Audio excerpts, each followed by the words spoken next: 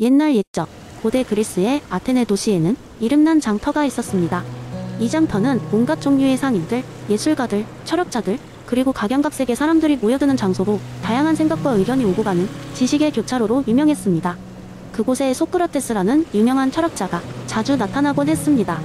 그는 자신만의 독특한 방식으로 통찰력을 전파하여 사람들의 호기심을 자극하였습니다. 하지만 가장 흥미로운 것은 그의 교육 방식이었습니다. 무언가를 가르치는 대신 그는 항상 나는 아무것도 모른다 라며 사람들에게 놀라움을 주었습니다.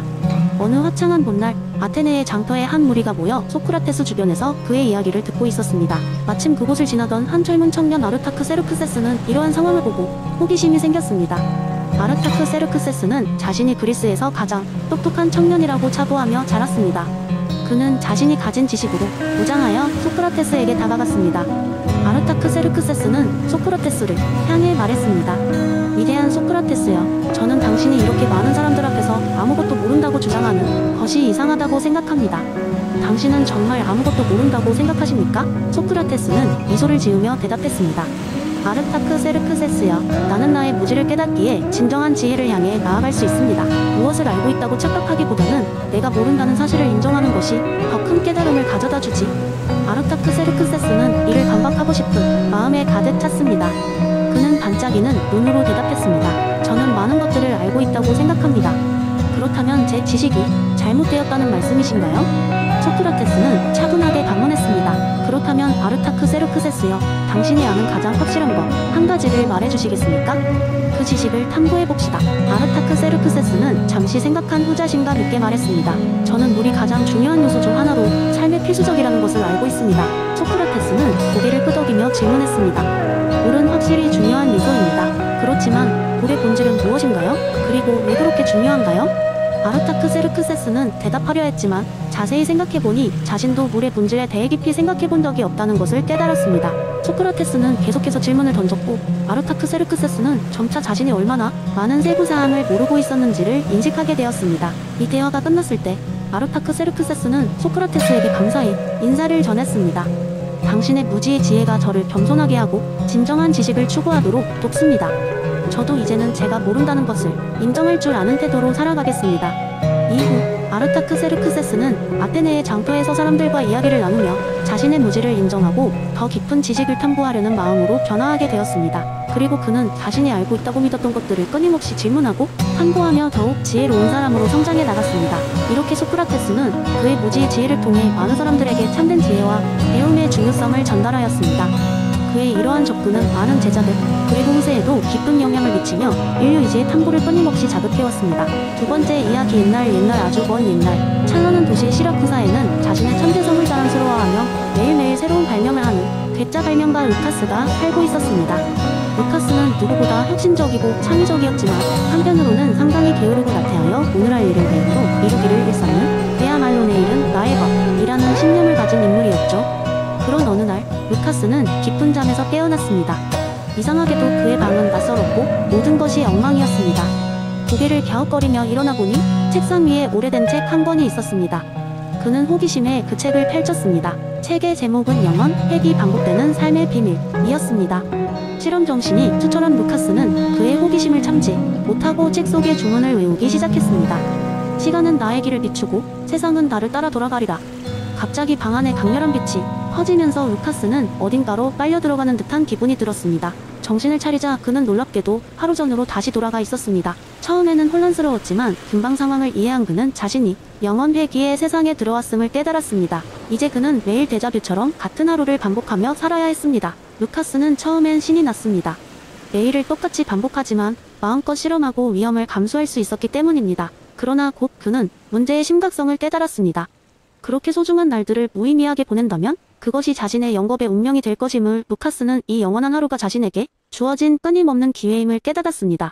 그는 자신의 지혜와 창의성을 최대한 발휘하여 매일 조금 더 나은 발명품을 만들고 조금 더 나은 인간이 되기로 결심했습니다. 시간이 지나자 루카스는 자신이 만드는 모든 발명품에 정성을 서로 담아내기 시작했습니다.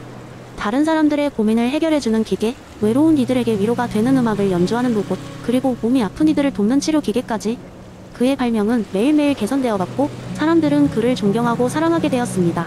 그러던 어느 날 루카스는 자신의 발명 중 하나인 아침의 문이라는 기계를 통해 찬란한 빛을 보게 되었습니다. 그 빛은 그토록 반복되던 하루를 마무리하는 것이었죠. 루카스의 성장은 그가 이 영원 회귀의 세계에서 벗어날 수 있게 해주었습니다. 그는 더 이상 과거로 돌아가지 않고 새로운 날로 나아갈 수 있게 된 것입니다. 루카스는 깨달았습니다.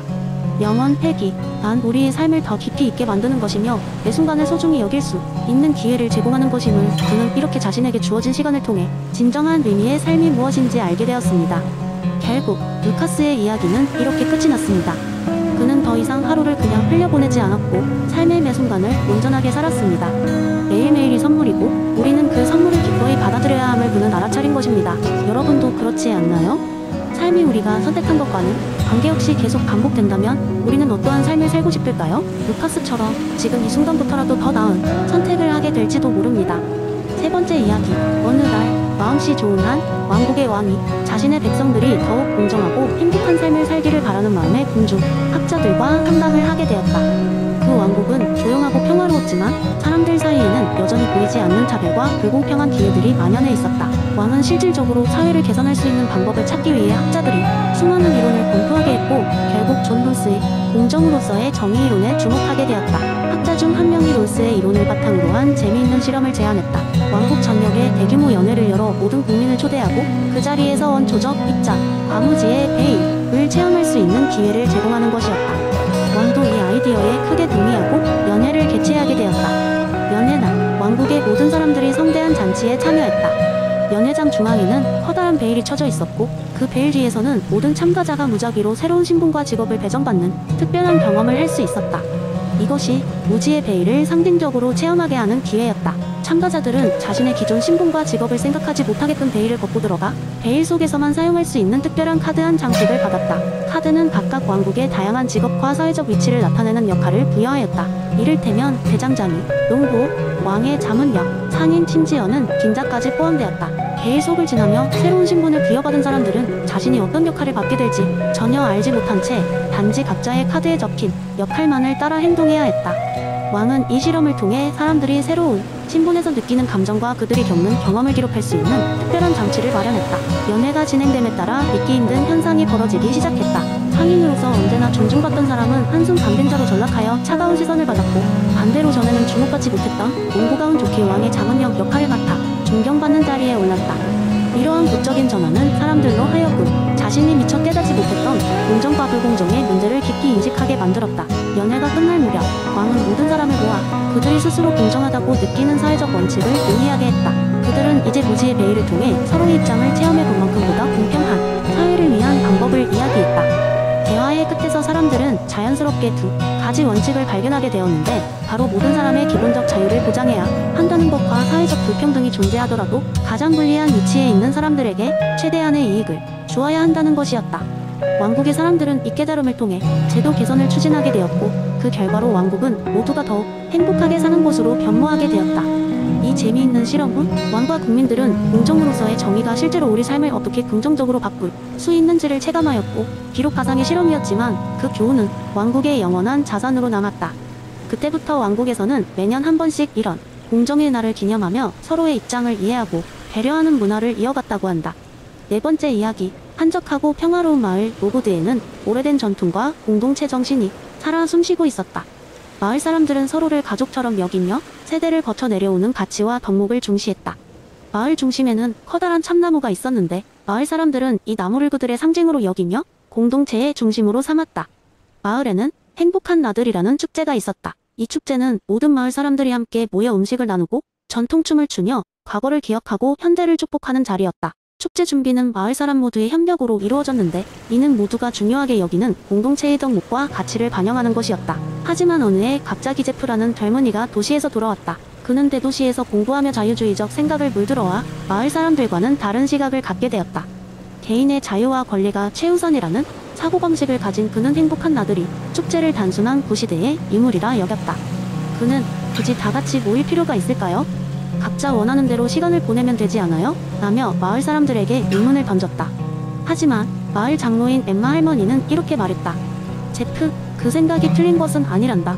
하지만 우리가 함께 만드는 이 축제는 단순히 하루의 즐거움이 아니야. 우리는 이 축제를 통해 서로를 이해하고 우리의 역사를 기억하며 미래 세대에게 공동체의 중요성을 가르칠 수 있단다. 너도 알고 있듯 존재하는 것은 서로 연결되어 있단다. 우리가 지키는 가치와 덕목은 개인으로서 우리를 정의하는 데 큰 영향을 미치지. 그러나 제프는 쉽게 이해하지 못하고 홀로 시간을 보냈다. 그러던 어느 날 그는 참나무 아래서 생각에 잠겼다. 그 순간 한 아이가 다가와 말했다. 제프 아저씨, 다음 주 축제에서 우리랑 같이 연극해주세요. 아저씨가 와야 진짜 재미있을 거예요. 그 순간 제프는 자신이 간과하고 있던 부분을 깨달았다. 축제와 마을의 전통이 그저 패습이 아니라 사람들 사이의 무대를 만드는 중요한 매개체라는 것을 이해하기 시작한 것이다. 축제 준비 과정에서 함께 웃고 힘을 모으며 나누는 시간들이 바로 그가 연구했던 자유의 새로운 의미를 더해준다는 것을 느꼈다. 그리고 마침내 축제 당일 제프는 환한 얼굴로 마을 사람들 사이에 섞여 있었다. 그날 밤 그는 공동체 안에서 책임과 권리가 조화롭게 어우러지는 순간을 경험하며 샌델이 말한 공동체주의적 정의의 의미를 몸소 체감했다. 개인의 자유도 중요하지만 그것이 공동체의 가치와 함께할 때 더욱 빛을 발할 수 있음을 깨달았다.